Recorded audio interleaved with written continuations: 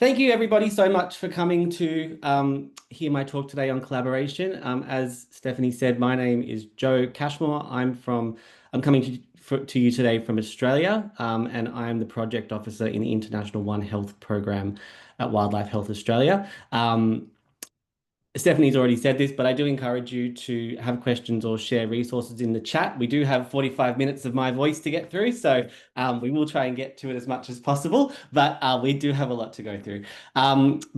Previous to working at Wildlife Health Australia, I worked in the wildlife rescue and rehabilitation sector for the last 10 years, including in emergency response, in natural disasters and disease outbreaks. And in that time, I worked with larger networks and wildlife hospitals and also smaller shelters, independent rehabilitators in both wildlife and in domestic animal sanctuaries. I'm very grateful to have the opportunity to speak to you about collaboration and what that means for wildlife rehabilitation and how this work fits into a global framework and the impact wildlife rehabilitators can and are having on wider discussions on One Health, which I think is a missing link in the wildlife health and general health discussion. And I'd like to start by saying that I'm not the authority on wildlife rehabilitation in Australia, but I am very grateful to be part of the community and for the people that I've learned from and continue to learn from, some of whom might be online today or watch this later, but I fully appreciate that this is a community that is continually learning from each other and sharing information and mentoring for a common goal. For some context, at Wildlife Health Australia, we're also what's known as a World Organisation for Animal Health Collaborating Centre, it's in the name, for Wildlife Health Risk Management, which is a very wordy title and something that I'll discuss more in depth through the talk. But as part of my role in the International One Health team, myself and my teammates make up the management team of that collaborating centre, which gives a unique perspective on collaboration in the One Health space. I come from a background in conservation biology, but the majority of my career has been in wildlife welfare and not only of wildlife, but also the people who care for wildlife as well. So I've seen firsthand the incredible work that's undertaken in the rehabilitation space. And again, I just want to thank the International Wildlife Rehabilitation Council for giving me the opportunity to speak today. And so hopefully we can collaborate, generate some ideas for collaboration and recognize what opportunities are out there for people in the sector to engage with others in the health space, to increase the profile of wildlife health, and by definition, embedding wildlife welfare into the importance of global health. I also want to thank my colleagues and others for helping me with this presentation, including those at the IWRC and Victoria Hull, and my colleagues at Wildlife Health Australia as well. As part of acknowledging colonialism of land and knowledge here in Australia, it's important that I acknowledge the traditional custodians of the lands that I live and work on, of the Gubbi Gubbi people, and I pay my respects to their elders past and present, and Wildlife Health Australia acknowledges the traditional custodians of country throughout Australia and pay our respects to them, their cultures and their elders past and present. And I further extend that respect to any Indigenous peoples from around the world watching this talk today. So what we'll cover today is a fair bit, but to understand the purpose of the talk on collaboration for One Health, I think it's important that we recap what One Health is. And many of you may already have an understanding of One Health in different contexts, but here I'm going to provide the official high-level definition that we work with and highlight the underlying principles built into that framework. And these principles emphasize the need for collaboration as an essential part of One Health projects. And in the policy to practice section, I'll explain who sets this definition. Also want to highlight the impact that wildlife health rehabilitators can have on One Health projects, not just at the local and national levels, but also as part of global frameworks that ensure wildlife has a voice and a seat at the table in health discussions. So this in turn helps elevate wildlife across multiple sectors and highlights its importance. And something that we may or may not be very familiar with is how relevant One Health is to the wildlife rehabilitation sector, working in the direct interface between wildlife health, human health, and environmental health.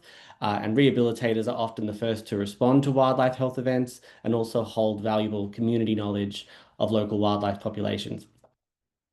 So now more than ever, wildlife rehabilitators are crucial to One Health discussions, and I hope we can demonstrate that how this is being currently utilized by walking through some case studies of collaboration happening right now, where wildlife rehabilitators from across the rehab diaspora, so from bigger facilities and smaller shelters, are embedded into the structures that ensure their perspectives are being heard, both in long-term initiatives and in emergency wildlife health responses in Australia and internationally.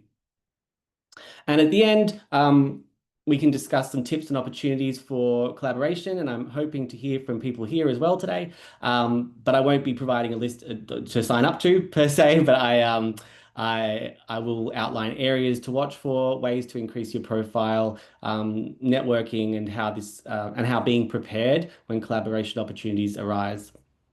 And I also just want to say that I'm not going to go very deeply into the regulatory frameworks of wildlife rehabilitation and collaboration because it varies so greatly between countries and also within countries. But I do strongly advise that you always become very literate in the legal rehabilitation framework in your region and always work within that. And for those who might not have heard of us before, a quick introduction to Wildlife Health Australia. We are the leading national body that advances wildlife health for a healthier future for all. We are built on strong, trusted partnerships from across Australia and beyond, and we bring together experts, governments, and communities such as the rehabilitation community to understand and respond to wildlife health issues. We're a non-government organisation, and we work with over 800 national and international stakeholders to build Australia's understanding for wildlife health, including diseases, emerging risks, and their drivers.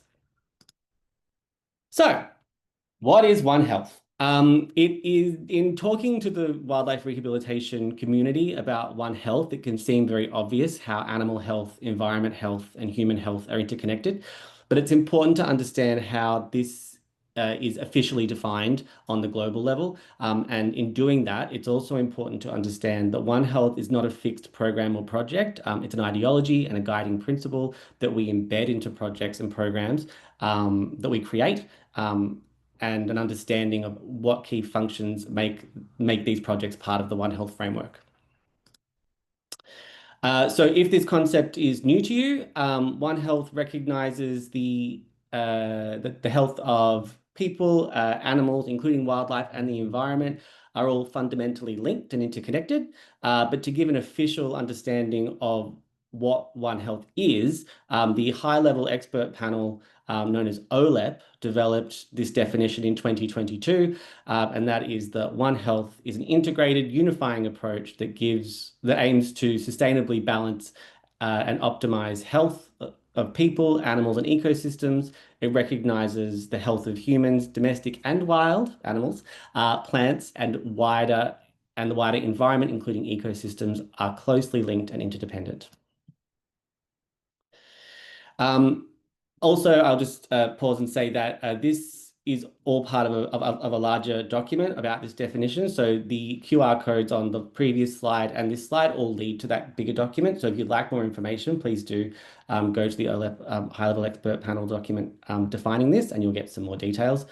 But the definition is accompanied by these key underlying principles. And I'm not going to go into each one in detail just for time, but I did want to highlight some of the language which I thought was particularly relevant to wildlife rehabilitators.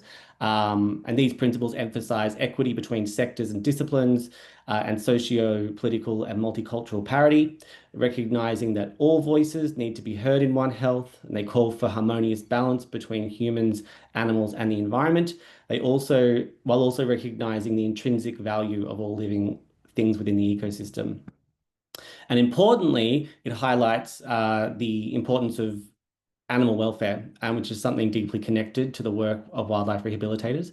And they stress the need for transdisciplinary and multi-sectoral collaboration, which is the foundation of everything we're here to discuss today.